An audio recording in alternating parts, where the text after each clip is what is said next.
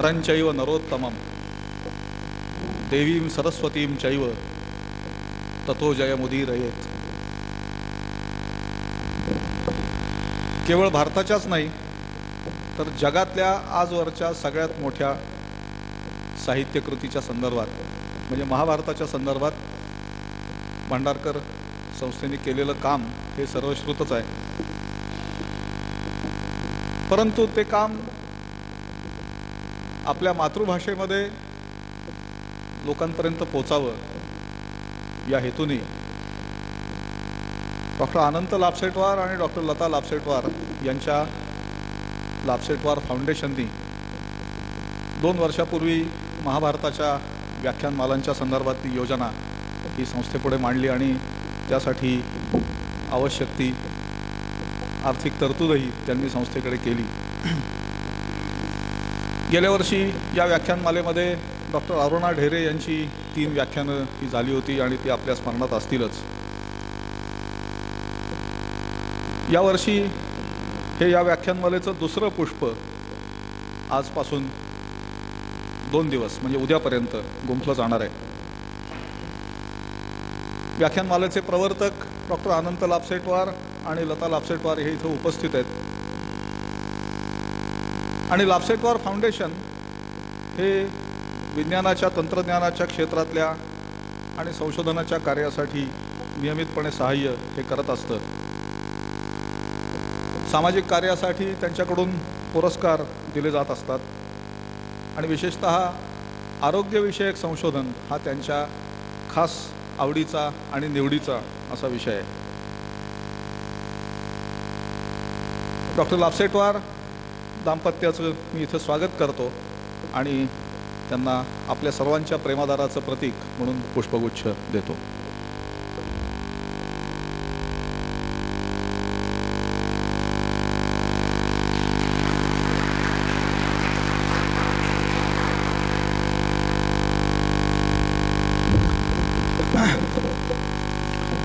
आजच्या आपल्या ज्या वक्त्या आहेत त्याही आपल्याला अज्ञात आहेत असं नाही। श्रीमती लीना मेहेंदळे मूळच्या माहेरच्या अग्निहोत्री 1974च्या बॅचच्या IAS, तत्पूर्वी फिजिक्समध्ये MSc, MBA, LLB, पटण्यामध्ये फिजिक्सचं अध्यापन हे त्यांनी केलेलं आहे सुरुवातीला आणि त्यानंतर प्रशासकीय सेवेमध्ये काम करताना मग असिस्टंट कलेक्टरपासूनच सुरुवात होते तशी सुरुवात करून त्यानंतर कलेक्टर, विभागीय आयुक्त नाशिकच्या, राज्याच्या जमाबंदी आयुक्त आणि तिथपासून प्रवास करत करत राज्याच्या अतिरिक्त मुख्य सचिव म्हणून त्या निवृत्त झाल्या। त्यांच्या कारकिर्दीमधली जी काही महत्त्वाच्या ज्या बाबी सांगण्यासारख्या आहेत त्याच्यामध्ये पेट्रोलियम कॉन्झर्वेशन रिसर्च असोसिएशन याच्यामध्ये PCRA मध्ये त्यांनी केलेलं काम हे अत्यंत उल्लेखनीय आहे आणि त्याचबरोबर राष्ट्रीय स्त्री आयोग नॅशनल कमिशन फॉर वुमेन याचं प्रतिनिधित्व त्यांनी युनायटेड नेशन्समध्ये केलेलं आहे। अशा 2 उल्लेखनीय बाबी खास करून सांगता येतील। त्याशिवाय सांगलीच्या जिल्हाधिकारी म्हणून त्यांनी केलेलं काम हे अत्यंत उल्लेखनीय असं ठरलेलं आहे। निवृत्तीच्या नंतर लीनाताई ह्या कर्नाटकामध्ये नाही सेंट्रल ॲडमिनिस्ट्रेटिव्ह ट्रायब्युनलवरती सुद्धा काम करत होत्या आणि त्यानंतर गोव्याच्या मुख्य माहिती आयुक्त म्हणून त्यांच्या कारकिर्दीचं शेवटचं पोस्टिंग हे खरं म्हणजे निवृत्तीच्या नंतरचं हे ठरलं। पण हा त्यांचा परिचय फारच अपुरा आहे। त्यांनी एकूण मिळून साधारणपणे 800च्या आसपास लेख हे लिहिलेले आहेत। विविध विषयांवरती दूरदर्शनवरती 200 कार्यक्रम आणि आकाशवाणीवरचे 350 कार्यक्रम हे त्यांच्या नावावर आहेत। लीनाताई ह्या भांडारकर इन्स्टिट्यूटच्या नियामक मंडळाच्या अध्यक्ष म्हणून कार्यरत होत्या। त्या संस्थेच्या आजीव सदस्य आहेत आणि सध्या त्या महाभारत ह्याच विषयावर एक आपल्याकडे साप्ताहिक व्याख्यानमाला चालवत असतात, ती दर बुधवारी संध्याकाळी 5:30 वाजता होत असते. आजचा आपला विषय आहे कृष्ण सखा अर्जुन. आणि आपण जर तो फलक बघितला तर तिथे 2 श्लोक आपल्याला लिहिलेले दिसतील. सखेती मत्वा प्रसभम यदुक्तम, हे कृष्ण हे यादव हे सखेती, अजानता महिमानं तवेदम मया प्रमादात प्रणयेन वापी. आणि यच्चावहासार्थमसत्कृतोसी विहारशय्यासन भोजनेषु एकोथवा अपि अच्युत तत्समक्षम एकोथवाप्यच्युत तत्समक्षम तत्क्षामये त्वामहम प्रमेयम. इतरत्र सर्वत्र कृष्ण महाभारतामध्ये कृष्ण म्हणून वावरतो. भगवद्गीता सुरू झाल्यानंतर मात्र तो भगवान म्हणून वावरतो. आणि विश्वरूप पाहिल्यानंतर अर्जुनाच्या लक्षात येतं की आपण याचे सखा म्हणून वावरत होतो आणि याला काय मनात येतील त्या नावांनी हाका मारत होतो, तर ते काही बरोबर नाही. तो फार थोर आहे आणि म्हणून तशा प्रकारे हाका मारत असल्याबद्दल तो त्याची क्षमा मागतो. संस्कृत साहित्यामध्ये एक नियम आहे की एका श्लोकामध्ये एकच शब्द दुसऱ्यांदा वापरायचा नाही शक्यतो. न एकम पदम द्विप्रयोज्यम प्रायेण, असा तो नियम आहे. त्या सखा या शब्दाला इतकं महत्त्व आहे की हा नियम मोडून इथे या पहिल्या श्लोकामध्ये तो शब्द 2दा वापरला आहे. सखेती मत्वा प्रसभम यदुक्तम, हे कृष्ण हे यादव हे सखेती. हेच कृष्णाचा सखा असलेल्या अर्जुनाचं महत्त्व आज आपल्याला लीनाताई सांगणार आहेत. मी त्यांचं स्वागत करतो आणि त्यांना विनंती करतो की त्यांनी आपलं व्याख्यान हे सुरू करावं.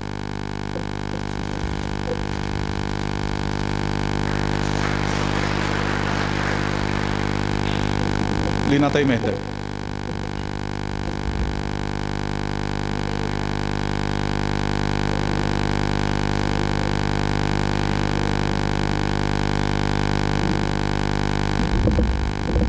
नमस्कार मंडळी. खरं म्हणजे मला बोलायचं नव्हतं यावेळेस. मागच्या वेळेस किती लोक हजर होते यावेळेस? बरेच लोक नवीन आहेत. बरेच लोक नवीन आहेत. तर तुमच्या बरेच लोक नवीन आहे म्हणून मी आमच्या फाउंडेशनचे किंवा प्रतिष्ठानाचं थोडंसं बॅकग्राऊंड देतो तुम्हाला. तर हे प्रतिष्ठान मी आणि आमची पत्नी डॉक्टर लता लाभसेटवार यांनी 18 वर्षापूर्वी अमेरिकेत स्थापन केलं. आणि त्याचे उद्दिष्ट 3 आहेत. एक म्हणजे आपल्या समाजामध्ये जे विषमता सापडते, जातीवाद सापडतो, लिंगवाद सापडतो, प्रादेशिकता सापडते, त्यावर प्रकाश टाकावा म्हणून आम्ही महाराष्ट्रातल्या 6 विद्यापीठामध्ये व्याख्यानमाला सुरू ठेवलेल्या आहेत. त्यात मुंबई, पुणे, नागपूर, सोलापूर, औरंगाबाद आणि कोल्हापूर अशा 6 विद्यापीठामध्ये त्या व्याख्यानमाला दरवर्षी होतात. आतापर्यंत 4 झाले आहे. तर पुढच्या आठवड्यामध्ये सोलापूरला आहे आणि परवाच्या दिवशी पुण्यात झाली. तर हे एक भाग झाला. दुसरा भाग असा की मराठी साहित्य, ललित साहित्य पुरस्कार आम्ही दरवर्षी देतो आहे. तर सुरुवातीला आम्ही तो 1 लाख रुपयाचा होता आणि मोठमोठे प्रस्थापित लेखक त्यात समाविष्ट केले होते. पण मग आम्ही त्याचं पावित्र्य बदलला. आता आम्ही नवोदित लेखकांना देतो. तर आता 50,000 रुपयाचा आहे आणि हा कार्यक्रम मुंबईत 26 तारखेला ठेवण्यात आलेला आहे. तर नवीन लेखकांना प्रोत्साहन मिळावं हे आहे मागचं उद्दिष्ट.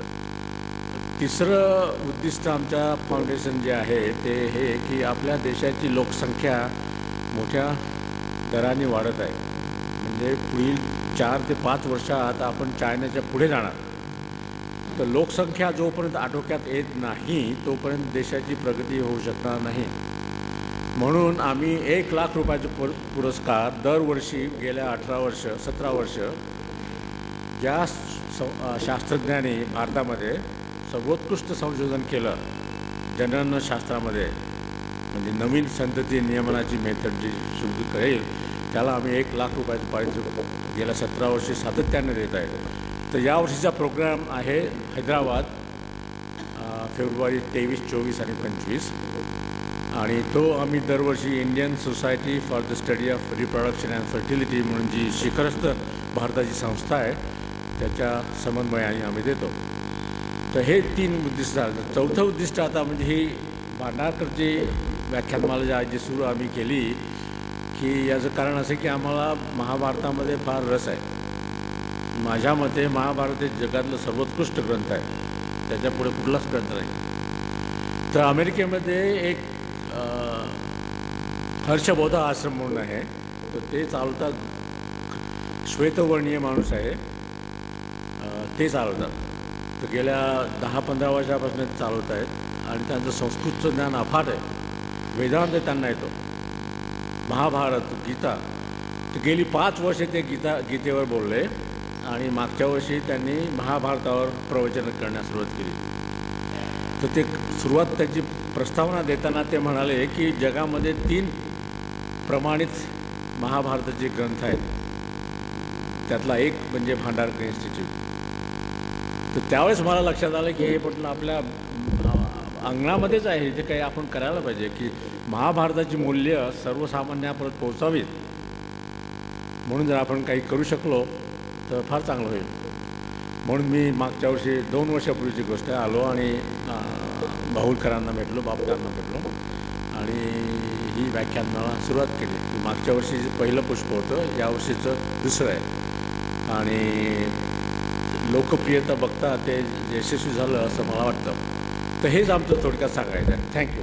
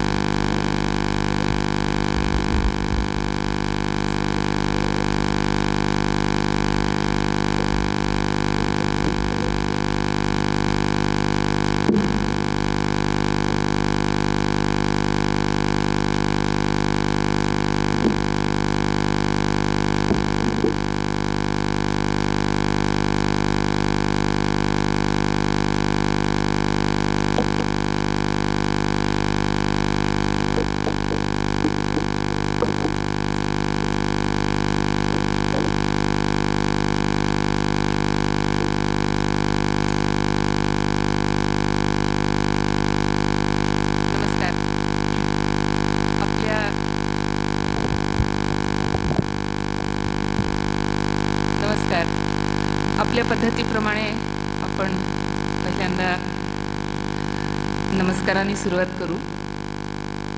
नारायणं नमस्कृत्य नरं चैव नरोत्तमं देवीं सरस्वतीं व्यासं ततो जयमुदीरयेत्. श्री गणेशाय नमः. आजचा हा कार्यक्रम थोडा विशेष आणि वेगळा आहे. महाभारताचं लेक्चर म्हणजे एक शृंखला म्हणून आपण सुरू केलेली आहे आणि त्यात हजर असणारे बरेच परिचित चेहरे मला दिसतात. आजचा विषय आपण थोडा वेगळा आणि मुद्दाम वेगळा आहे. त्याचं कारण आता आपल्याला श्रीयुत लाभशेटवार यांनी आणि श्री बापट यांनी सांगितलं. आजचा विषय मुद्दाम मी कृष्ण सखा अर्जुन असा निवडलेला आहे. महाभारताविषयी हे सगळ्या जगातलं एक मत आहे की हा सर्वात मोठा ग्रंथ आहे आणि तो सर्वोत्कृष्टही आहे, तत्वज्ञानाने भरलेला आहे. त्यामुळे ग्रंथराज आणि उत्तम, ज्याला आपण म्हणू की क्वालिटेटिव्ह, वाचनीय किंवा संग्रहणीय, मननीय असा ग्रंथराज आहेच. तत्वज्ञानाने भरलेला आहे आणि सगळ्यात मुख्य म्हणजे ह्याचं अतिशय अफाट असा विस्तार आहे. नुसतं श्लोक संख्येच्या दृष्टीने नाही, तर ज्या कालखंडाचा वेध ह्या महाभारत ग्रंथात घेतलेला आहे तो कालखंडही खूप मोठा. 7 पिढ्या, 7 पिढ्यांचा इतिहास. त्यामुळे आणि हा ग्रंथ लेखक जे आहेत व्यास, त्यांनी मी हा इतिहास लिहित आहे असं म्हटलेलं आहे. त्यामुळे हा काल्पनिक आहे का खरोखर घडलेला इतिहास आहे ह्याच्याबद्दल फार शंका घ्यावी असं मला तरी वाटत नाही. असो, हा ग्रंथ लिहित असताना एवढा मोठा ग्रंथ आहे म्हटल्यावर त्यात एकच नायक नाही.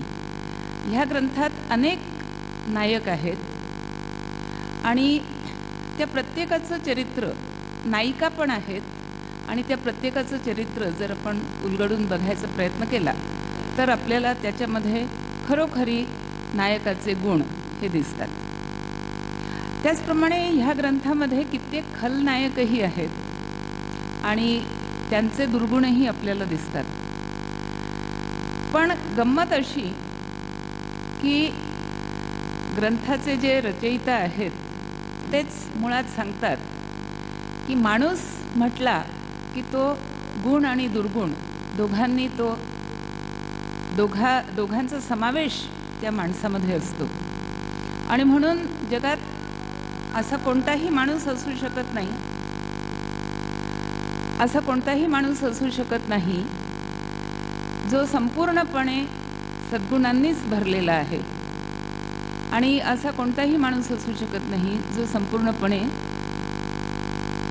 दुर्गुणांनीच भरलेला आहे.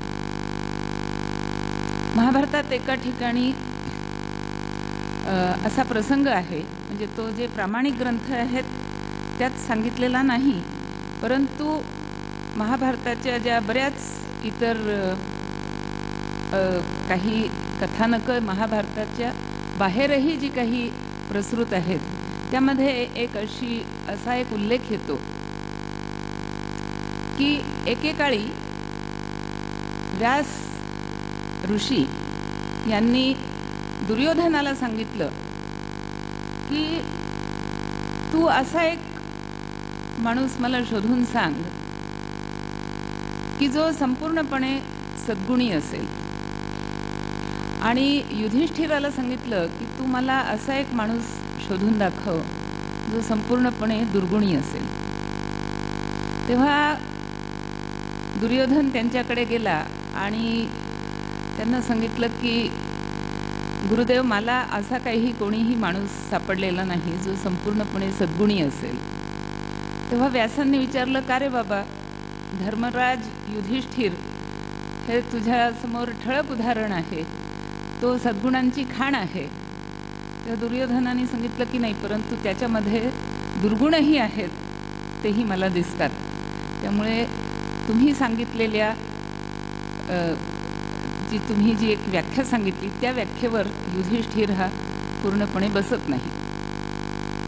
मग युधिष्ठिर दुर्योधनाकडे येतो आणि विचारतो आणि सांगतो की युधिष्ठिर व्यासांकडे येतो आणि सांगतो की गुरुदेव, तुम्ही सांगितल्याप्रमाणे मला असा एकही माणूस नाही सापडला ज्याच्यात फक्त दुर्गुणच आहेत आणि एकही सद्गुण नाही. तेव्हा व्यासांनी विचारलं, का रे बाबा, तुला दुर्योधन दिसत नाही का की जो दुर्गुणांची खाण आहे? तेव्हा युधिष्ठिराने सांगितलं की नाही, मला त्याच्यातही सद्गुण दिसतात, त्यामुळे तोही तुम्ही सांगितलेल्या व्याख्येला हा बरोबर उतरत नाही. तर हा प्रसंग सांगण्याचं कारण काय, तर व्यासांनी हा उल्लेख केलेला आहे की जगामध्ये कोणीही माणूस असा असू शकत नाही जो संपूर्णपणे सद्गुणी आहे. म्हणून नायक म्हटलं तरी त्याच्यामध्ये काही दुर्गुण असणार आणि खलनायक म्हटलं तरी त्याच्यामध्ये काही सद्गुण हे निश्चितपणे असणार. आणि अशा नायकांपैकी महाभारतातल्या माझ्या मते एक अतिशय श्रेष्ठ, किंवा मला विचारलं तर सर्वश्रेष्ठ नायक असं मी म्हणेन, अर्जुन. आणि त्याच्यातही बरेच दुर्गुण आपल्याला दिसून येतील. आणि एक अतिशय श्रेष्ठ खलनायक महाभारताचा तो म्हणजे कर्ण, आणि त्याच्यामध्ये आपल्याला बरेच सद्गुण हे दिसून येतात. हे एक वैशिष्ट्य कुठल्याही ग्रंथकारांनी मार्मिकपणे समजून घ्यावं आणि जपावं असं हे वैशिष्ट्य आहे.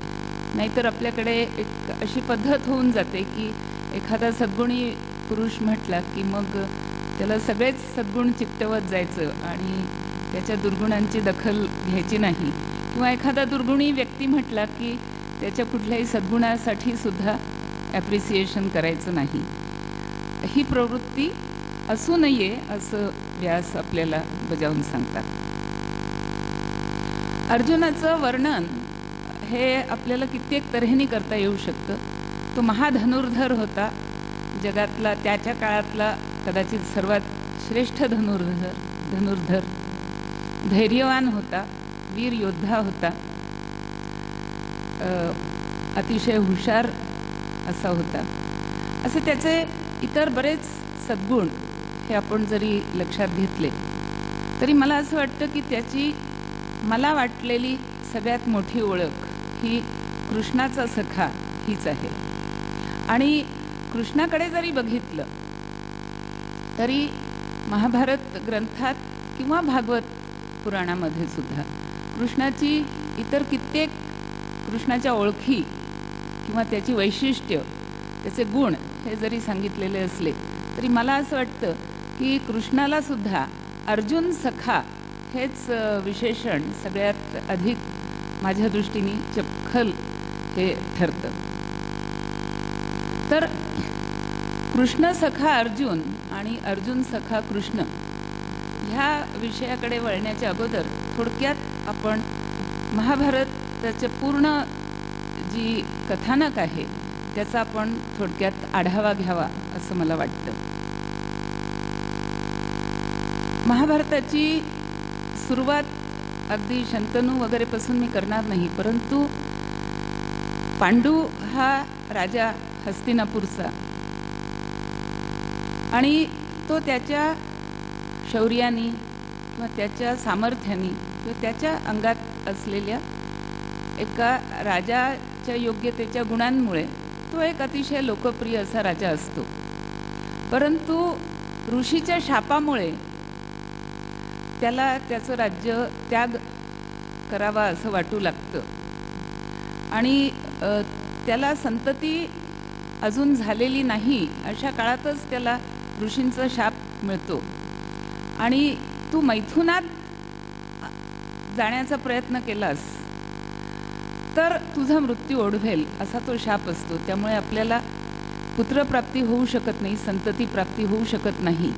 अशा दुःखात तो राज्याचा त्याग करायचा निर्णय घेतो आणि कुंती आणि माद्री ह्या त्याच्या दोन्ही राण्यांसह तो वनवासात निघून जातो. जे त्याचं मोठं अवाढव्य साम्राज्य असतं हस्तिनापुरीला, ते साम्राज्य त्याचा मोठा भाऊ धृतराष्ट्र, की जो एरवी राजा होऊ शकला असता परंतु जन्मांध असल्यामुळे राजा झालेला नव्हता, त्याच्याकडे हे राज्य सांभाळण्याचं काम येतं. आणि धृतराष्ट्राला कालांतराने 100 पुत्र प्राप्त होतात.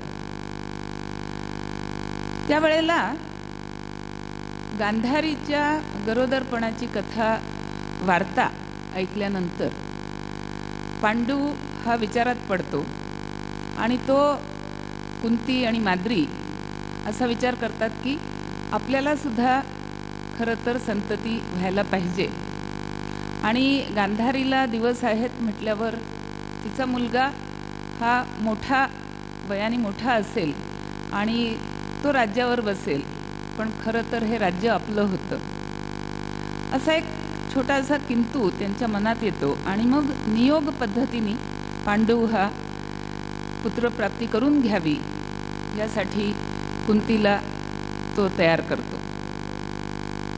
त्यावेळेला कुंती त्याला एक अतिशय तिने मनात ठेवलेलं गुप्त असं रहस्य सांगते आणि ती सांगते की कधी एकेकाळी दुर्वासा ऋषींनी तिला वर दिलेला असल्यामुळे तिच्याकडे अशी एक मंत्रशक्ती होती की त्या मंत्रशक्तीचं आवाहन केलं तर ज्या देवतेचं आवाहन केलं जाईल ती देवता त्या मंत्रशक्तीच्या सामर्थ्यामुळे प्रत्यक्ष कुंतीच्या समोर प्रकट होईल आणि एवढंच नव्हे तर त्या देवापासून कुंतीला संतती प्राप्ती होऊ शकते. मग हे ऐकल्यावर पांडूला अतिशय आनंद होतो आणि तो सर्वप्रथम तो कुंतीला म्हणतो की मग आपल्याला जो पुत्र हवा तो धर्मज्ञ, धर्मनिपुण, नीतिनिपुण आणि राज्य चालवायला योग्य असा पुत्र आपल्याला हवा आहे. त्यामुळे आपण धर्म या देवतेचं आवाहन करूया. आणि अशा प्रकारे कुंती आपली मंत्रशक्ती वापरून धर्म या देवतेचं आवाहन करते आणि त्या धर्मापासून जो तिला पुत्र प्राप्त होतो त्याचं नाव युधिष्ठिर, ज्याला आपण ज्येष्ठ पांडव म्हणून ओळखतो. योगायोग असा की युधिष्ठिराचा जन्म होईपर्यंत गांधारी प्रसूत झालेली नसते आणि त्यामुळे युधिष्ठिर हा जसा ज्येष्ठ पांडव तसाच तो एकूण कुरुवंशातला देखील ज्येष्ठ राजकुमार असा तो ठरतो. परंतु युधिष्ठिराच्या जन्मानंतर पांडूला असं वाटतं की हा आपला मोठा मुलगा हा धर्मज्ञ, नीतिनिपुण, शासनात निपुण होईल अशी आपण अपेक्षा बाळगून आहोत. पण आपण शौर्य ह्या गुणाचा विचारच केला नाही.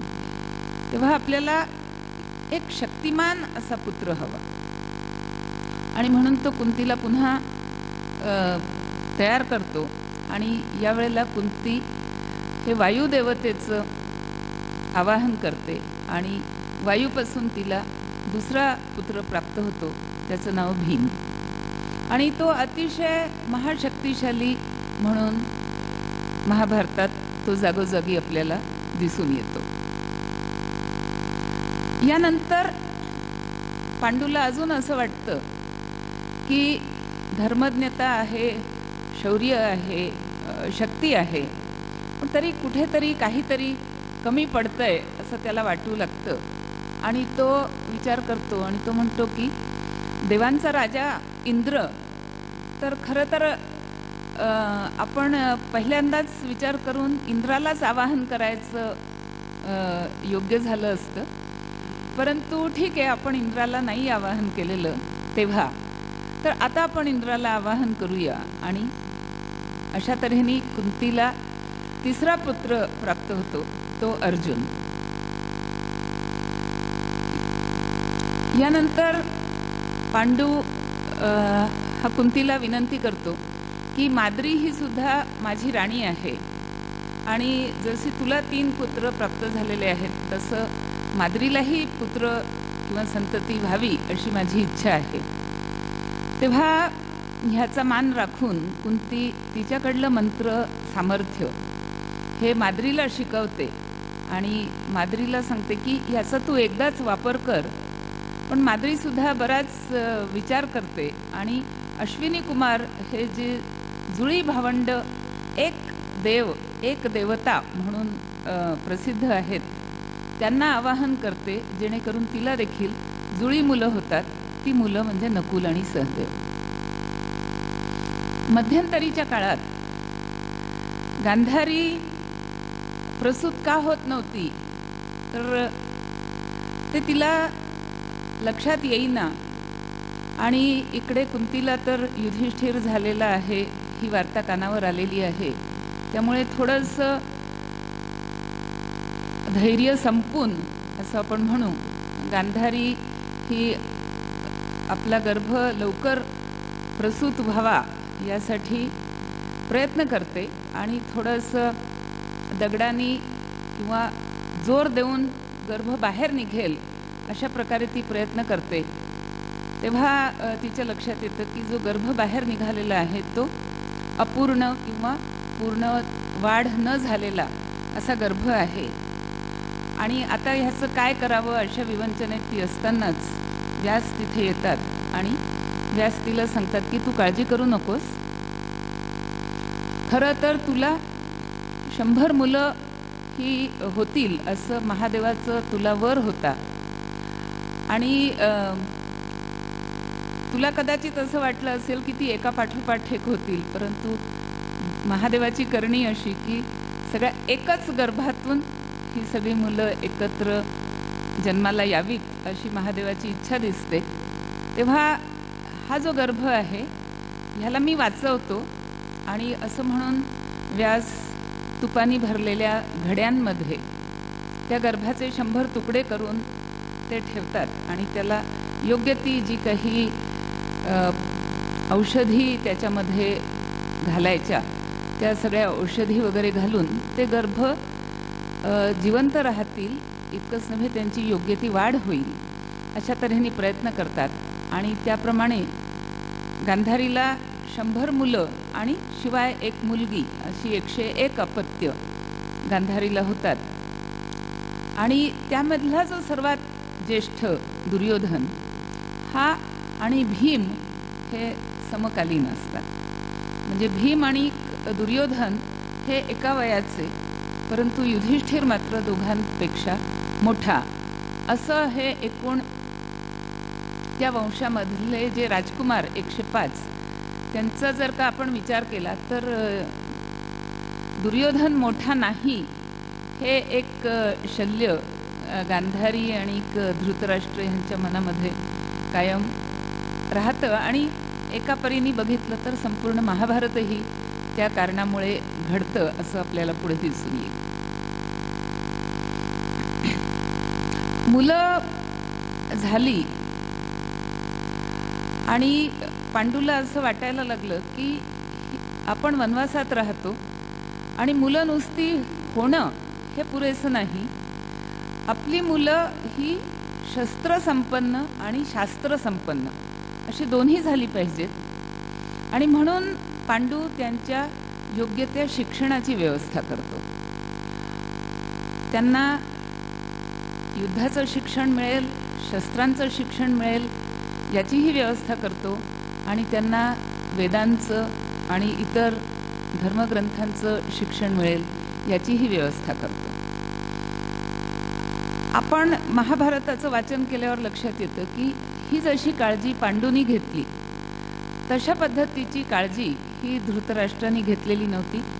आपण कारण म्हणू शकतो की तो जन्मांध होता आणि त्याची पत्नी गांधारी तिने देखील जन्मांध पती आहे त्यामुळे मी देखील माझ्या डोळ्यावर पट्टी बांधून राहीन असं व्रत घेतलेलं असल्यामुळे कदाचित तीही लक्ष देऊ शकली नसेल. परंतु एकूण महाभारताचं वाचन केल्यावर लक्षात येतं की जसं पांडवांना योग्य प्रशिक्षण मिळावं, योग्य शिक्षण मिळावं ह्याची काळजी पांडूंनी घेतली, त्या प्रकारची काळजी ही कौरवांच्या वाट्याला आली नाही. पांडवांचं एक दुसरं ठळक वैशिष्ट्य असं की 5 पांडवांची एकी हे त्यांचं सगळ्यात मोठं सामर्थ्य होतं आणि ही एकी सुरुवातीपासून शेवटपर्यंत टिकून राहिली आणि ती तशी टिकावी यासाठी कुंतीने विशेष प्रयत्न केलेले आहेत असंही आपल्याला महाभारतात दिसून येतं. त्यामुळे महाभारतातील कुंतीचं चरित्र जर कधी कोणी लिहायला घेतलं तर कुंतीच्या चारित्र्यातली ही एक अतिशय मोठी विशेषता आपण म्हणू शकतो की शेवटपर्यंत तिने हा प्रयत्न सातत्याने तिने केलेला आहे की पांडवांची एकी ही कायम राहावी, ती भंग होऊ नये. आणि तशी एकी राहिल्यामुळेच जो पांडवांना शेवटी जय मिळाला आणि ती एकी टिकवून ठेवण्यामध्ये प्रत्येक भावाचं काही ना काहीतरी योगदान आहे असंही आपल्याला संपूर्ण महाभारत वाचल्यावर दिसून येतं. त्यानंतर काही काळाने पांडू हा त्याला माद्रीबरोबर समागमाची इच्छा झाली आणि शाप आपल्याला मिळालेला आहे हा तो क्षणिक विसरला आणि त्या प्रयत्नात तो गेल्यानंतर शापाप्रमाणे त्याचा मृत्यूही झाला आणि त्याच्या मृत्यूनंतर अतिशय दुःखी होऊन माद्रीने देखील त्याच्याबरोबर चिताप्रवेश केला.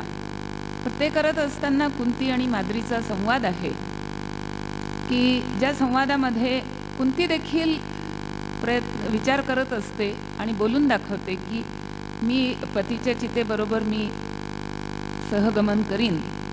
तेव्हा माद्री तिला सांगते की हे सहगमन तू मला करू दे आणि मुलांना तू वाढव कारण तुझ्या आणि माझ्यात हा फरक आहे. तुझ्याकडे जर माझी मुलं वाढली तर तू तुझ्या आणि माझ्या मुलांमध्ये फरक करणार नाहीस याची मला खात्री आहे. परंतु तू सहगमन केलंस आणि मुलांची जबाबदारी माझ्यावर टाकलीस तर मात्र मी तुझ्या आणि माझ्या मुलांमध्ये फरक करणारच नाही ह्याचं मी आश्वासन देऊ शकत नाही. जे हे इतकं मोकळेपणाने आणि एक प्रकारे ही कबुली माद्री इतक्या मोकळेपणाने देऊ शकली आणि कुंतीचं सामर्थ्य ओळखूनच तिने ही कबुली दिली. आणि म्हणून महाभारतात आपल्याला असे कित्येक प्रसंग आढळतात की ज्या ठिकाणी कुंतीचं सहदेवावरचं जास्त ममत्व हे आपल्याला त्या प्रसंगाला ठळक उठून दिसतं. आणि आपण म्हणू शकतो की एका प्रकारे माद्रीने जो विश्वास तिच्यावर टाकलेला होता त्या विश्वासाला कुंती ही खरी उतरली.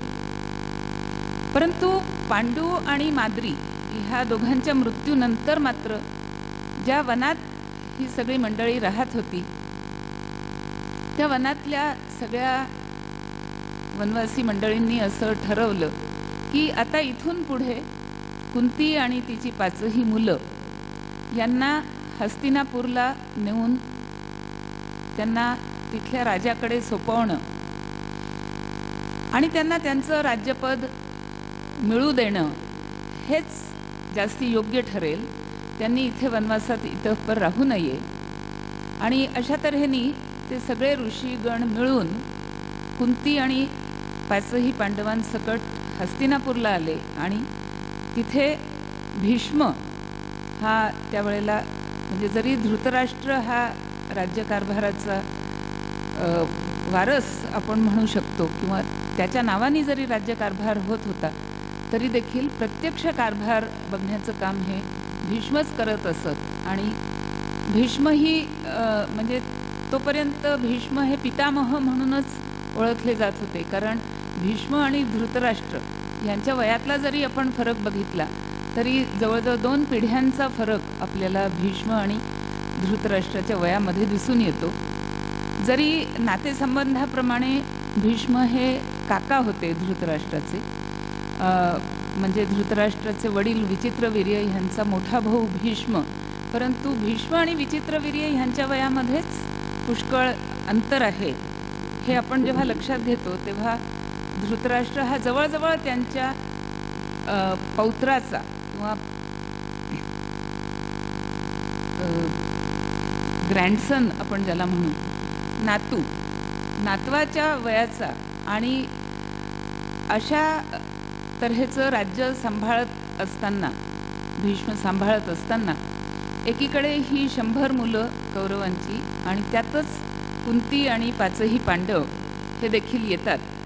तेव्हा भीष्म त्यांचीही जबाबदारी स्वीकारतात. आणि मग भीष्मांना असं वाटू लागतं की आता ह्या सगळ्या मुलांची प्रशिक्षणाची व्यवस्था व्हायला पाहिजे, त्यांनी योद्धा म्हणून पुढे यायला पाहिजे.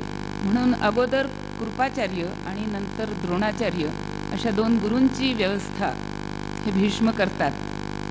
आणि अशा तऱ्हेने द्रोणाचार्यांचे हे 105 शिष्य की ज्या संबंध एकूण ह्या शिष्यगणांमध्ये आणि द्रोणाचार्यांच्याकडे यांच्याशिवायही इतरही काही राजकुमार किंवा योद्धे हे शिष्य म्हणून असतात. आणि ह्या सगळ्या शिष्यगणांमध्ये अर्जुन हा सगळ्यात उठून दिसतो. अर्जुनाचं हस्तलाघव, अर्जुनाची एकाग्रता आणि ह्या दोघाही पेक्षा मोठं म्हणजे अर्जुनाची गुरुभक्ती की ज्यामुळे द्रोण असं जाहीर करतात की जगातला सर्वश्रेष्ठ धनुर्धर या नात्याने मी अर्जुनाला तयार करणार आहे. परंतु प्रशिक्षण घेत असताना त्या सर्व राजकुमारांच्या बरोबर द्रोणाचार्यांचा मुलगा अश्वत्थामा हाही त्यांचा शिष्य म्हणून प्रशिक्षण घेत असतो. आणि साहजिकच द्रोणाचार्यांचा ओढा हा आपल्या मुलाला जास्तीत जास्त शस्त्रास्त्रांचं शिक्षण मिळावं असा असतो. आणि सगळ्या अस्त्रांमध्ये जे मूर्धन्य किंवा सर्वात सामर्थ्यशाली अस्त्र म्हणावं असं ब्रह्मास्त्र, तर ब्रह्मास्त्र शिकण्यासाठी ते अश्वत्थाम्याला तयार करत असतात. इथे अर्जुनाची सावधगिरी आपल्याला कळून येते की त्याला ह्याचा सुगावा लागतो आणि त्याला हेही लक्षात येतं की आपण जरी सर्वश्रेष्ठ धनुर्धर होणार असलो द्रोणाचार्यांमुळे, तरीसुद्धा ब्रह्मास्त्राचं शिक्षण हे मात्र गुरूंनी फक्त आपल्या मुलासाठी राखीव ठेवलेलं असावं आणि इतर कोणालाही ते कदाचित देणार नाहीत. तेव्हा अर्जुनही युक्ती करतो आणि द्रोणाचार्यांची युक्ती अशी असते की सर्व शिष्यांना नदीवर पाणी आणायला पाठवतात आणि त्यांच्याकडे जे पाणी भरण्यासाठी दिलेले चंबू असतात ते अतिशय बारीक तोंडाचे, परंतु अश्वत्थाम्याकडे दिलेला चंबू हा मात्र मोठ्या तोंडाचा असतो आणि त्यामुळे अश्वत्थामा हा पटकन परत येतो आणि तेवढ्या काळात त्याला ब्रह्मास्त्राबद्दलचं थोडं थोडं ज्ञान देणं ही एक द्रोणाचार्यांनी आखलेली एक स्ट्रॅटेजी आपण म्हणू शकतो.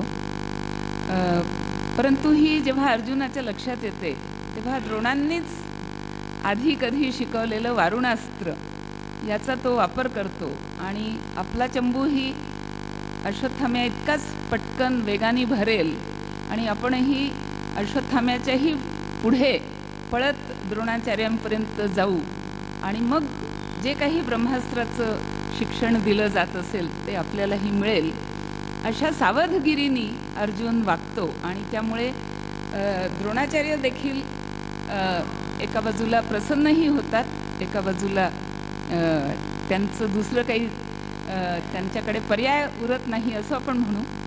आणि अशा तऱ्हेने अर्जुनाला ब्रह्मास्त्राचं शिक्षण हे द्रोणांच्याकडून मिळतं. आपल्याला लक्षात येईल की द्रोणाचे जे शिष्य होते त्या शिष्यांमध्ये कर्ण हाही द्रोणांचा एक शिष्य होता.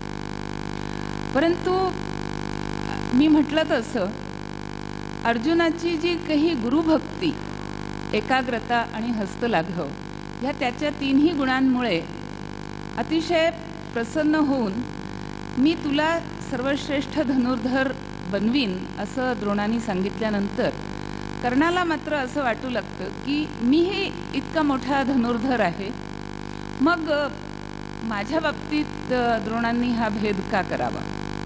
आणि तेव्हापासून कर्णाच्या मनामध्ये जणू काही त्याचं जीवित कर्तव्य असं होऊन जातं की आपण काहीही करून अर्जुनापेक्षा श्रेष्ठ धनुर्धर आहोत हे जगाला पटवून देणं हे कर्णाचं जीवित कर्तव्य हे ठरून जातं.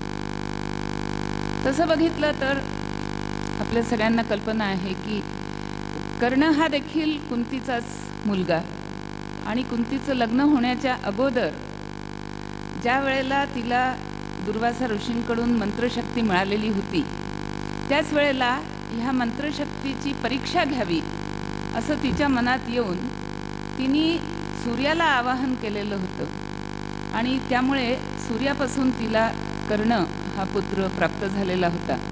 परंतु आपण अविवाहित आहोत आणि या पुत्रामुळे आपलं आणि आपल्या पित्याचं आणि संबंध कुळाचे नाचक्की होईल, समाज निंदा होईल या भीतीने कुंतीने त्याला गंगेत प्रवाहित केलेलं असतं. आणि असा हा कर्ण सूर्यपुत्र असल्यामुळे त्याला उपजतच त्याच्या अंगी कवच आणि कुंडल अशी दिव्य कवच आणि दिव्य कुंडल ह्याचं वरदान त्याला मिळालेलं होतं की ज्यामुळे त्याची शक्ती, त्याचं सामर्थ्य हे जास्त वाढलेलं होतं. तो जवळजवळ आपण म्हणू शकतो की अभेद्य असं त्याचं कवच होतं. त्यामुळे कर्णाला हा एक मोठा नैसर्गिक, आपण ज्याला म्हणू तसा नैसर्गिक त्याला एक लाभ हा मिळालेला होता. आणि सूर्यपुत्र असल्यामुळे तो देखील मोठा प्रभावी किंवा शक्ती संपन्न असा होता आणि इतकं असूनही तो वाढला होता तो मात्र अधिरथाचा मुलगा आणि अधिरथ हा धृतराष्ट्राचा सारथी होता. तर कर्णाला स्वतःला आपल्या जन्माचं रहस्य माहीत नसल्यामुळे तो स्वतःला सूतपुत्र समजत असे आणि इतरही त्याला सूतपुत्र असंच ओळखत असत. परंतु या कर्णाकडे इच्छाशक्ती आहे, या कर्णाकडे उत्तम धनुर्विद्या आहे आणि या कर्णाकडे अर्जुनाबद्दल द्वेष आहे, मनात मत्सर आहे. हे लक्षात आल्यानंतर दुर्योधन हा चलाखी करतो आणि दुर्योधन हा कर्णाला आपल्याकडे वळवतो. त्यासाठी तो त्याला अंगदेशाचं राज्यपद बहाल करतो आणि अशा प्रकारे कर्ण हा कायमपणे दुर्योधनाचा ऋणी होऊन बसतो. कारण अधिरथ म्हणून जो काही मानसन्मान त्याला अपेक्षित आहे तो मिळू शकत नाही अधिरथाचा पुत्र असल्यामुळे, परंतु अंगदेशाचा राजा झाल्यानंतर मात्र आपल्याला मानसन्मान मिळू शकतो आणि हा मानसन्मान दुर्योधनाच्या औदार्यामुळे मिळालेला आहे. या भावनेनी कर्ण हा आयुष्यभर त्याचा ऋणी राहतो. तर अशी ही कर्ण आणि अर्जुन ही एक महाभारतातली अटळ अशी आपण म्हणू एक द्वंद्व, कारण त्यांना जोडी असं म्हणता येणार नाही म्हणून द्वंद्व हेच नाव त्यांच्याशी योग्य ठरेल. आणि अशा द्वंद्वात कर्ण हा शेवटपर्यंत राहतो आणि म्हणून महाभारतात वेगवेगळ्या प्रसंगाला आपल्याला दिसून येईल की जिथे कुठे प्रत्यक्ष लढाईचा आणि प्रत्यक्ष अर्जुनापेक्षा आपलं श्रेष्ठत्व सिद्ध करण्याचा प्रसंग जिथे जिथे कर्णावर आला तिथे तिथे कर्ण मागे पडलेला आपल्याला दिसून येतो. आणि त्याचं कारण बहुधा त्याच्या मनामध्ये जो काही मत्सर आहे, कारण अर्जुनाच्या मनामध्ये तसा कर्णाविषयी मत्सर नाही. त्यामुळे अर्जुन हा जास्त, अर्जुनाचं मन आपण म्हणू शकतो जास्त निर्लेप आहे आणि तशा निर्लेप मनामध्ये त्याला येणारी विद्या ही जास्त टिकून राहिली असं आपल्याला म्हणावं लागेल. पुढे एक प्रसंग येतो की त्या प्रसंगामध्ये अर्जुनाला प्रतिस्मृती विद्या ह्या नावाची एक विद्या देखील शिकवण्यात येते की ज्यामुळे त्याला त्याच्या शिकलेल्या शस्त्रांचा कधीही विसर पडू नये. त्या प्रसंगाकडे मी थोड्या वेळानंतर येते.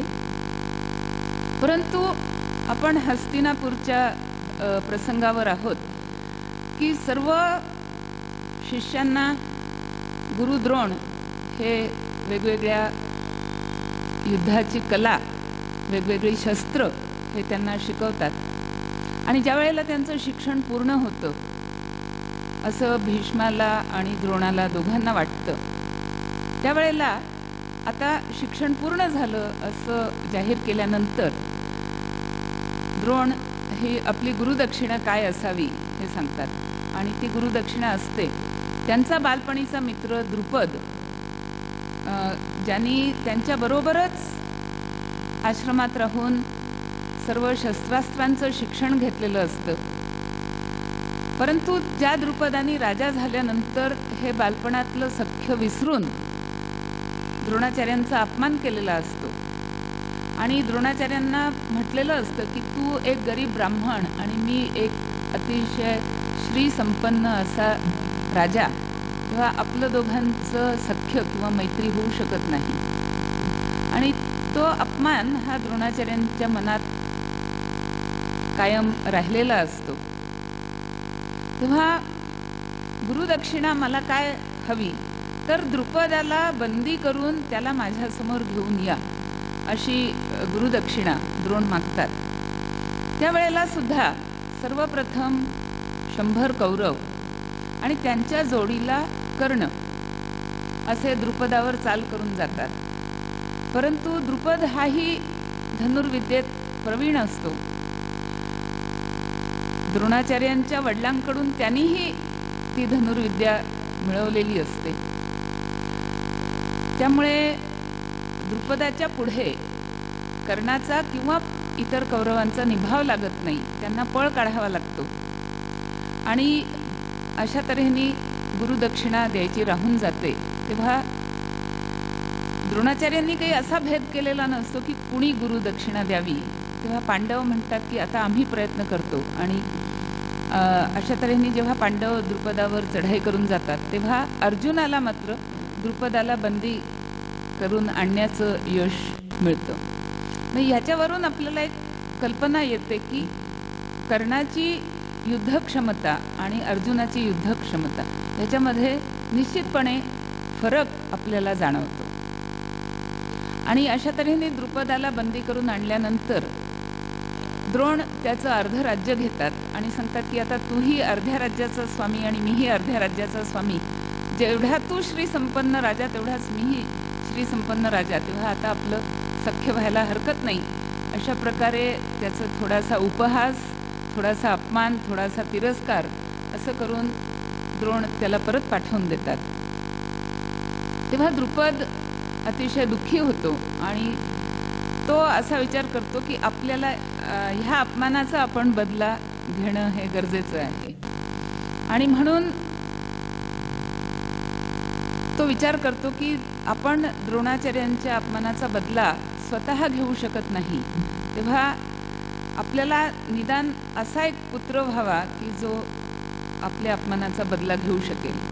आणि यासाठी एक विशेष यज्ञ करण्याची तो संधी बघतो. आणि त्याला असे 2 पुरोहित भेटतात की जे त्याला हव्या असलेल्या गुणांसकट पुत्रप्राप्ती त्याला व्हावी. तेव्हा द्रोणाचार्यांचा वध करू शकेल असा पुत्र व्हावा अशा संकल्पनेतून द्रुपद हा यज्ञ करतो. आणि त्या यज्ञवेदीतून यज्ञ पूर्ण झाल्यानंतर एक पूर्णपणे तरुण अवस्थेत असलेला मुलगा धृष्टद्युम्न हा प्रकट होतो. परंतु त्याच्यासोबतच द्रौपदी ही देखील प्रकट होते. आणि अशा तऱ्हेने धृष्टद्युम्न आणि द्रौपदी हे दोघंही अग्निपुत्र आणि अग्निकन्या असं म्हणावं लागेल. आणि ही द्रौपदी ही अतिशय सौंदर्यवती आणि ती देखील पूर्ण तरुण वयातच अशी द्रुपदाच्या समोर प्रकट होते. तेव्हा द्रुपदाला अतिशय आनंद होतो. इकडे हस्तिनापुरात एक वेगळं नाटक घडलेलं असतं. कारण सगळ्या कौरव आणि पांडव अशा सगळ्या राजकुमारांचं एकूण शस्त्रास्त्र शिक्षण पूर्ण झाल्यानंतर मग युवराजपदी कोणाची तरी नेमणूक करावी असा शिरस्ता आहे. आणि त्या शिरस्त्याप्रमाणे 3 कारणांसाठी त्या पदावर युधिष्ठिराची नेमणूक होते. पहिलं म्हणजे तो ज्येष्ठ पुत्र, दुसरं म्हणजे राज्यसुद्धा पांडूंनी मिळवलेलं राज्य असतं, आणि तिसरा महत्त्वाचा मुद्दा म्हणजे की युधिष्ठिर हा प्रजेत लोकप्रिय झालेला असतो. त्यामुळे त्याचा राज्याभिषेक, युवराज्याभिषेक हा केला जातो. आणि युवराज झाल्यानंतर युधिष्ठिर जास्तच प्रमाणात एकूण राज्य शासनाकडे लक्ष द्यायला लागतो. आणि त्यामुळे तो अतिशय प्रजाप्रिय असा युवराज तयार होतो. आणि ते बघितल्यावर धृतराष्ट्र आणि दुर्योधन दोघांनाही अतिशय मत्सर वाटायला लागतो. त्या अगोदर पांडवांचं सामर्थ्य कमी व्हावं या दृष्टीने दुर्योधनाने एकदा प्रयत्न करून झालेले असतात. आणि पांडवांचं जास्त सामर्थ्य भीमामध्ये आहे अशा विचाराने त्यांनी भीमावर विषप्रयोग करून भीमाला मारायचा प्रयत्न केलेला असतो. आणि भीम त्याच्यातून नुसती सुटकाच भीमाची होते असं नव्हे, तर त्या विषप्रयोगाच्या प्रसंगी भीमाची आणि वासुकी नागाची भेट होते. आणि वासुकीकडून त्याला वरदान मिळून त्याला असं पेय पिण्यासाठी दिलं जातं ज्यामुळे भीमाकडे देखील सहस्र हत्तींचं बळ हे भीमाकडे येतं. म्हणजे जे दुर्योधनाने जो एक प्रयत्न केलेला असतो विष देऊन भीमाला ठार मारावा, त्याच्याऐवजी उलटं घडतं आणि भीमाला सहस्र हत्तींचं बळ प्राप्त होतं. अर्थात दुर्योधनाला याची कल्पना नसते, कारण भीम जेव्हा परत येतो सही सलामत सुखरूप, त्यावेळेला भीमानी ही गोष्ट फक्त त्याच्या आईला आणि भावंडांना बोलून दाखवलेली असते आणि विदुर हा जो त्यांचा काका असतो त्याला बोलून दाखवलेली असते. आणि विदुरांनी सांगितलेलं असतं की या गोष्टीची आणि खास करून तुझं हे नवीन जे सामर्थ्य आहे ह्याची वाच्यता फारशी तुम्ही करू नका, कारण ती तुम्ही वाच्यता केली तर दुर्योधन पुन्हा काहीतरी वेगळा प्रयत्न करील. परंतु जरी त्यांनी वाच्यता केली नाही तरी आता वेगळं कारण असतं. म्हणजे आता भीमाचं सामर्थ्य हे कारण नसून युधिष्ठिराची लोकप्रियता हे कारण दुर्योधन आणि धृतराष्ट्र ह्या दोघांना मत्सरासाठी सापडतं. आणि त्यातून एक षडयंत्र रचलं जाऊन धृतराष्ट्र हा पांडवांना सांगतो की जा तुम्ही फिरून या, आणि कुंती सकट त्यांना वारणावत ह्या वेगळ्या एका नगरीत पाठवतात. आणि त्या नगरीत धृतराष्ट्र आणि दुर्योधन यांनी सुरुवातीपासूनच तयारी करून ठेवलेली असते आणि त्या तयारीप्रमाणे तिथे लाखेचं एक घर बांधून, एक महाल बांधून ठेवलेला असतो आणि पांडवांना सांगण्यात येतं की हा महाल खास करून तुमच्यासाठी आहे. आणि पांडव तिथे राहायला लागतात. परंतु या वेळेला विदुराला या कारस्थानाचा सुगावा लागलेला असतो आणि विदुर जो युधिष्ठिराला निरोपाचं भाषण किंवा निरोपाचं जे संभाषण होतं युधिष्ठिर आणि विदुर यांच्यामध्ये, त्यात विदुर युधिष्ठिराला सांगतो एक लक्षात ठेव की जेव्हा जंगलाला आग लागते त्यावेळेला बिळात असलेले उंदीर हे मात्र बिळाच्या दुसऱ्या टोकाला जाऊन स्वतःचा जीव वाचवू शकतात. तसं उंदरांना करता आलं नसतं तर इतर प्राणी जसे जंगलातल्या आगीत जळून मरतात तसे उंदीरही जळून मेले असते. तर ही एक सांकेतिक खूण, म्हणजे हा जो श्लोक आहे महाभारतातला तो मला अतिशय आवडणाऱ्या श्लोकांपैकी एक आहे की किती खुबीनी विदुर हा युधिष्ठिराला म्हणजे सगळ्यांच्या देखतच हा निरोप सांगतो की तुम्हाला जाळून मारण्याचा प्लान आहे. आणि युधिष्ठिरही विदुराला नम्रपणे सांगतो की तुम्ही जे काही मला सांगितलं ते सगळ्याच्या सगळं मला योग्य तऱ्हेने समजलेलं आहे आणि आम्ही त्याप्रमाणे पूर्ण काळजी घेऊन वागणार आहोत. तेव्हा युधिष्ठिर जेव्हा त्या महालात येतो आणि त्यांना कल्पना असते की आपल्याला इथे जाळून मारण्याचा प्रयत्न होणार आहे, त्यामुळे त्या महालात तेच स्वतःच एक भुयार तयार करतात कोणाच्याही नकळत रात्री. विदुराने आणखीन सांगितलेलं असतं की जे लोक वनात भटकंती करत असतात आणि खास करून रात्रीच्या प्रसंगी भटकंती करतात त्यांना कधीही रस्ता हरवला अशी वेळ त्यांच्यावर येत नाही. तेव्हा ह्याही गोष्टीचा विचार करून पांडवांनी तीही खबरदारी घेतलेली असते की जितके दिवस त्या महालात असतील तितके दिवस रात्रीच्या शिकारीचं निमित्त करून सगळं आजूबाजूचे जंगल हे पाहून घेणं, त्याच्याशी परिचय करून घेणं ह्याची त्यांनी काळजी घेतलेली असते. आणि मग एक दिवस योग्य ती वेळ बघून ते स्वतःच महालाला पेटवून देतात आणि भुयारातून स्वतःच बाहेर पडतात आणि गंगेच्या पलीकडे जातात. मात्र त्यांच्या एक लक्षात येतं की या परिस्थितीत आपल्याजवळ काहीही साधन संपत्ती नाही. तेव्हा आत्ता लगेच आपण प्रकट होणं हे योग्य नाही आणि जी काही एकूण सगळ्या जनमानसाची तसंच हस्तिनापूरच्या राजघराण्यातही जी एक सगळ्यांची समजूत झालेली असते की पांडव हे जळून मेले, ती समजूत तशीच कायम राहू द्यावी. दुर्योधन आणि धृतराष्ट्र यांना जो काही जाहीर किंवा मनातल्या मनात उत्सव करायचा असेल तो त्यांना करू द्यावा आणि आपण प्रकट होऊ नये हे मात्र पांडव सांभाळतात आणि गुप्त रूपातच ते राहायला लागतात. त्या ह्याच्यातच अजून एक प्रसंग आहे, तो म्हणजे भीम आणि हिडिंब या राक्षसाचं युद्ध.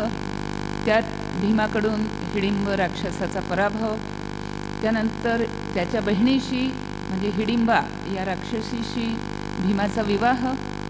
त्यांना घटोत्कच हा एक मुलगा पण होतो.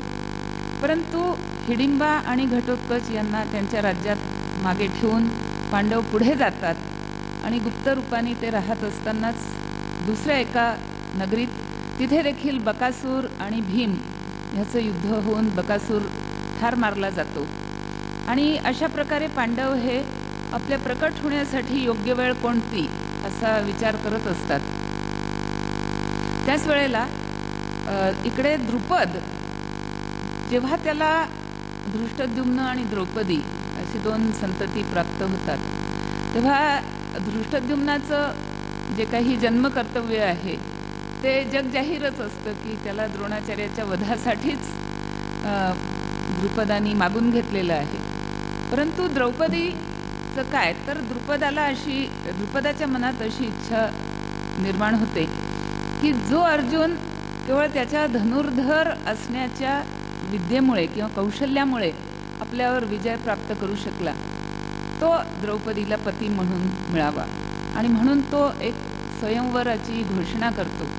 आणि त्या स्वयंवरात अतिशय कठीण असा पण ठेवला जातो की एक लाकडी मासा की जो एका खांबावर चढवलेला आणि तो गरगर फिरणारा, आणि त्या माशाचं प्रतिबिंब खालच्या स्वच्छ पाण्यामध्ये पडेल आणि अशा त्या गरगर फिरणाऱ्या माशाच्या डोळ्याचा वेध हा बाण मारून घ्यायचा आहे.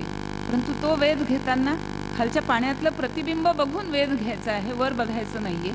आणि तिथे या लक्ष्यवेधासाठी जे एक विशेष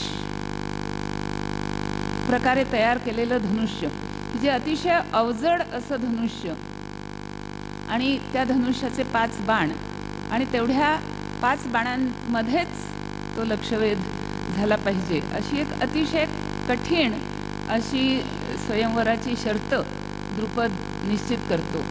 आणि त्याप्रमाणे त्याची अशी मनोकामना असते की जर का यदाकदाचित पांडव हे जगले असतील, खरोखर मरण पावलेले नसतील, तर ही एवढी कठीण प्रतिज्ञा आणि द्रौपदीच्या स्वयंवराची घोषणा आणि द्रौपदीचं अतुलनीय सौंदर्य त्याची घोषणा, हे सगळं ऐकून पांडव आणि खास करून अर्जुन हा निश्चितपणे प्रकट होईल आणि त्या स्वयंवरात भाग घेण्यासाठी पुढे येईल असा विचार करून द्रुपदानी हा पण ठेवलेला असतो. आणि घडतंही त्याचप्रमाणे की त्या स्वयंवरात प्रेक्षक म्हणून ब्राह्मणांच्या समूहामध्ये बसून सगळे पांडव हे स्वयंवर पाहण्याचं निमित्त करून त्या ठिकाणी उपस्थित राहतात.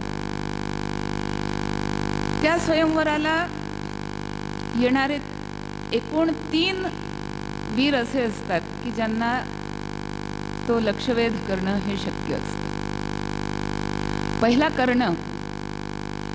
परंतु ज्या वेळेला द्रौपदी ही कर्णाला बघते आणि कर्ण लक्ष्यवेध करू शकेल असे तिला वाटतं, त्यावेळेला ती घोषणा करते की हे स्वयंवर आहे आणि स्वयंवरात मुलीला कोणता वर हवा किंवा नको हे ठरवण्याचा अधिकार असल्यामुळे कर्ण हा मला वर म्हणून स्वीकार्य नाही असं ती आधीच घोषणा करून टाकते. त्यामुळे कर्ण हा त्या लक्ष्यवेधात सहभागी होऊ शकत नाही. त्यांनी सुरुवात केलेली असते. जे धनुष्य इतर मोठमोठ्या राजांना उचलताही आलेलं नाही आणि ते उचलण्याच्या नादात ते आडवे तिडवे पडलेले असतात, असे जरासंध आणि शिशुपाल इत्यादी मोठमोठे सामर्थ्यशाली किंवा ज्याला आपण बाहुबली असे राजे म्हणू, अशा राजांना सुद्धा ते धनुष्य उचलणं हे जमलेलं नसतं. परंतु कर्णाने ते धनुष्य सहजगत्या उचललेलं असतं. त्यामुळे कर्णाला एखाद वेळेला लक्ष्यवेधाचा मान मिळू शकला असता. परंतु द्रौपदींनी आधीच सांगून टाकलं की मी सूतपुत्राशी विवाह करणार नाही, त्यामुळे कर्णाला तो प्रयत्न करण्याचं पुढे काही कारण उरलं नाही. दुसरा योद्धा जो हे करू शकला असता तो म्हणजे कृष्ण. आणि इथे आपल्याला पहिल्या प्रथम लक्षात येतं की संबंध महाभारताची गोष्ट वाचताना आपल्याला हे जाणवतं की अगदी बालपणापासून अर्जुन आणि कृष्ण हे जरी एकमेकांचे नातेवाईक आणि कृष्णाची आत्या ही कुंती अर्जुनाची आई, दोघांचा जन्मही जवळपास एकाच काळी, म्हणजे दोघंही समकालीन. कृष्णाचा जन्म आपण म्हणतो तसं भाद्रपद महिन्यातला, तर अर्जुनाचा जन्म त्याच्यानंतर 3-4 महिन्यातच फाल्गुन महिन्यातला. परंतु त्यांची प्रत्यक्ष समोरासमोर भेट ही या काळापर्यंत झालेली नसते. आणि असं असताना देखील जिथे पांडव बसलेले असतात तिथे कृष्ण हा त्यांना ओळखतो. आणि हे ओळखण्याच्या मागचं अजून एक कारण कदाचित असं असू शकेल की महाभारताचे जेवढे नायक म्हणून वर्णन केलेले आहेत त्याच्यामध्ये कृष्ण आणि अर्जुन आणि द्रौपदी ही 3 व्यक्तिमत्व अशी आहेत की जे सावळ्या रंगाचे होते. बाकी इतर सगळ्यांचं वर्णन आपण जेव्हा बघतो तेव्हा ते सावळे होते किंवा श्यामल वर्ण ज्याला आपण म्हणतो तसे ते नव्हते.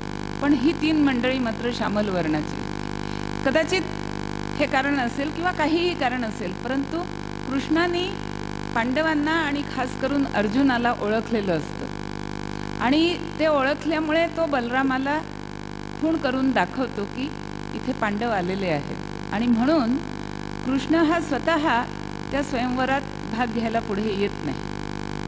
आणि अशा तऱ्हेने जेव्हा स्वयंवरात इतर कोणीही राजा हा पण जिंकू शकत नाही असं लक्षात येतं, त्यावेळेला द्रुपदाच्या तर्फे ब्राह्मणांना देखील आवाहन केलं जातं की तुमच्यामध्ये देखील जर कोणी उत्तम धनुर्धर असेल तर त्यांनी पुढे यावं.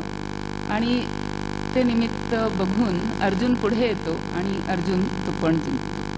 हा पण जिंकल्यानंतर मग इतर राजे जेव्हा त्या दोघांची, कारण त्यांना इतर सर्व राजांना राग येतो की आपण इथे असताना द्रौपदी आपल्यापैकी कुणालाही न मिळता एका किश्चित अशा गरीब ब्राह्मणाला ती वरमाला घालते, हे काही त्यांना पटत नाही. आणि त्यामुळे ते सगळेजण पांडवांवर किंवा अर्जुनावर चाल करून येतात. त्यावेळेला भीम आणि अर्जुन हे त्या सर्व राजांना परतवून लावतात.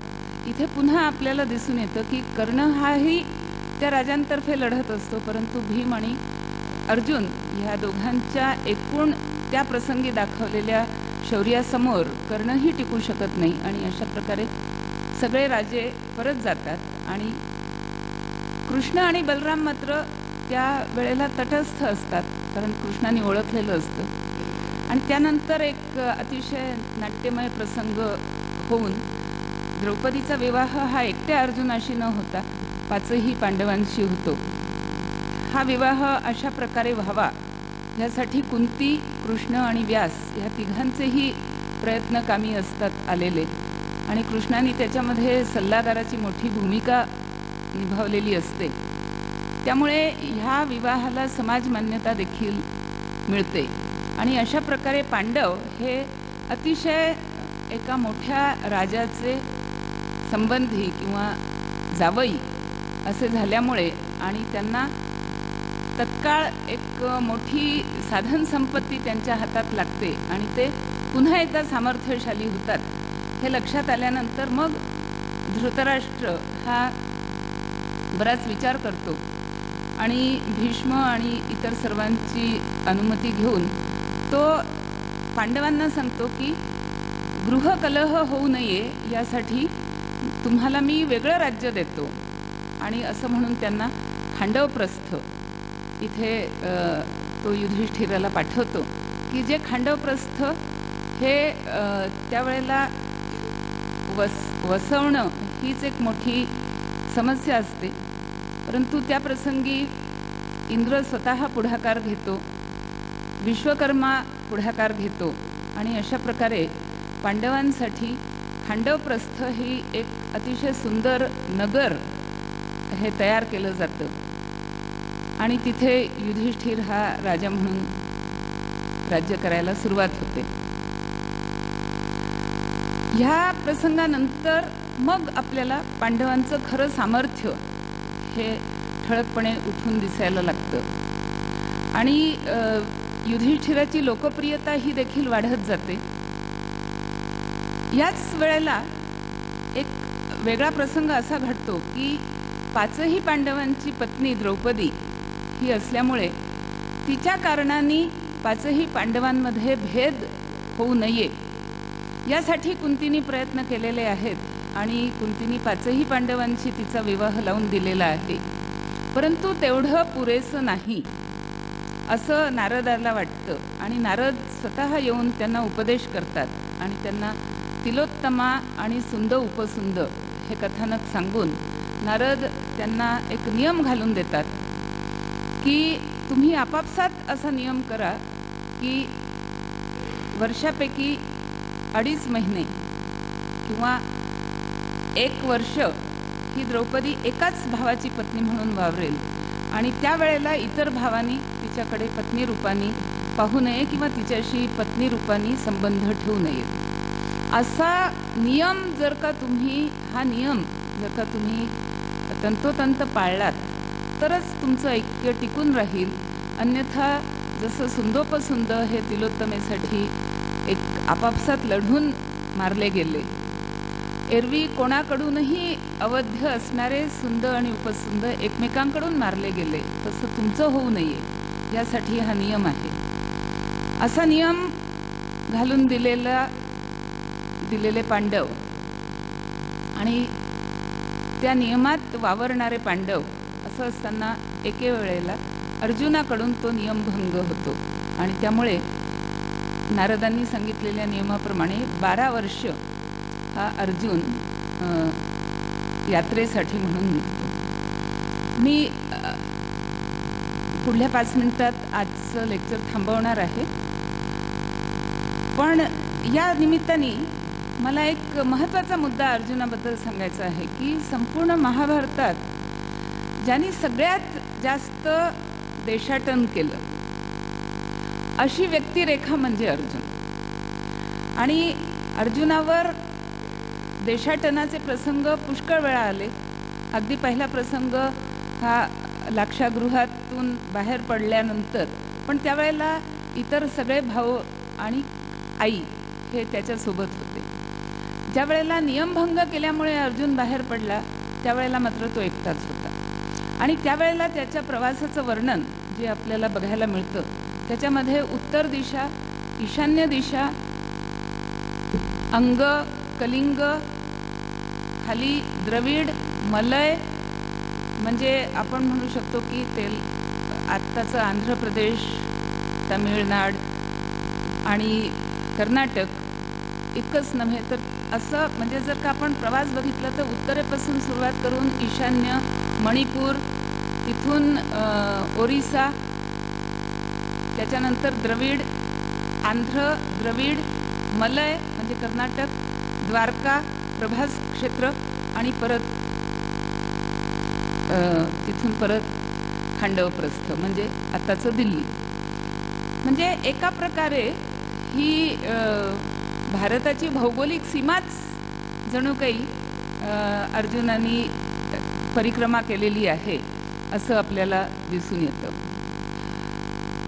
त्याच्या पुढेही अजूनही 2 वेगवेगळे प्रसंग असे येतात की ज्याच्यामध्ये अर्जुनाने जी एक मोठी देशाटनाची एक सुरुवात केलेली असते आणि जे वेगवेगळे देश तो फिरलेला आहे त्याचं वर्णन आपल्याला हे लक्षात येईल. त्याकडे मी उद्या येते.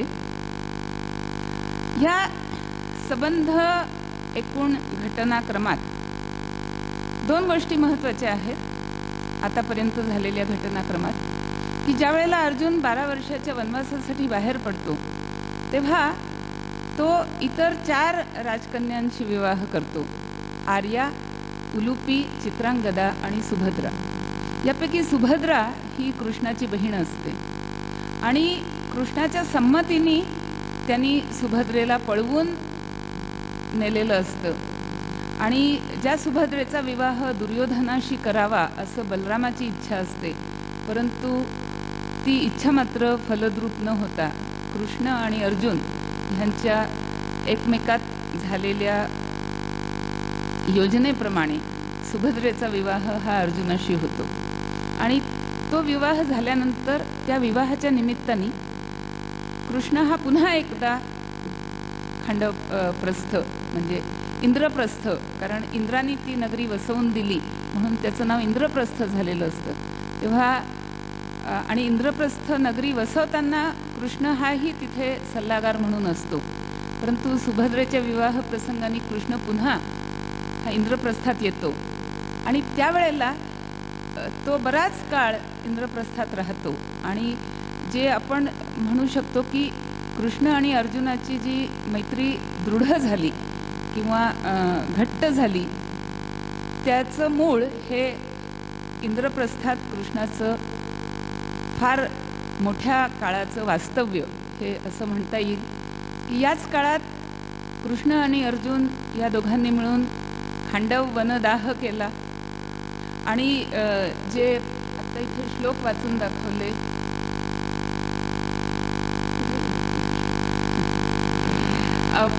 ठीक आहे, परंतु जे भगवद्गीतेत हा श्लोक नंतर येतो की सखेती मत्वा प्रसभम यदुक्तम, हे कृष्ण हे यादव हे सखेती.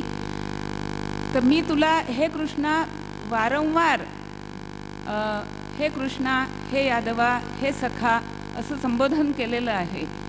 तर हे वाचताना एखाद वेळेला आपल्या मनात येईल की कृष्ण आणि अर्जुन असे एकत्र कधी राहिले की ज्यामुळे त्या दोघांना किंवा अर्जुनाला त्याला वारंवार सखा किंवा यादव किंवा कृष्ण असं म्हणायची वेळ आली किंवा प्रसंग आला. तर त्याचं उत्तर हे खांडव वनदाह ह्याच्या अगोदर जे कृष्णाचं वास्तव्य इंद्रप्रस्थामध्ये झालं सुभद्रा विवाहाच्या नंतर, त्याच्यामध्ये आपल्याला हे ह्या गोष्टीचा उलगडा होतो की त्या दोघांचं सख्य होतं, त्या दोघांना एकमेकांची ओळख होती, परंतु जे त्यांची मैत्री किंवा सख्य हे जास्ती दृढ झालं हे या प्रसंगाने झालं असं मला वाटतं. आणि खांडव वनदाह हा प्रसंगसुद्धा तसा रोचक आहे. आणि असं नाही की वनाला पेटवून दिलं आणि दोघं बाहेर पडले, तर सतत त्या ठिकाणी 3 ते 4 दिवस कृष्ण आणि अर्जुन त्या ठिकाणी एकत्रपणे लढलेले आहेत, वावरलेले आहेत. तेव्हा त्याच्यामुळे सुद्धा सख्य दृढ होऊ किंवा होतं की एकाच प्रसंगातून जेव्हा 2 व्यक्ती एकत्रपणे सामोरे जाऊन त्याच्यातून निभावून जातात तेव्हा त्यांचं सख्य दृढ होतं. त्या न्यायाने कृष्ण आणि अर्जुनाचं सख्य त्या ठिकाणी दृढ झालं असावं असा एक विचार मनात येऊन जातो. आज मी इथे थांबते आणि कृष्ण आणि अर्जुनाच्या आयुष्यातला जो सगळ्यात नाट्यमय प्रसंग तो म्हणजे भगवद्गीता, आणि तो आपण उद्या पाहू. आज मी थांबते. नमस्कार.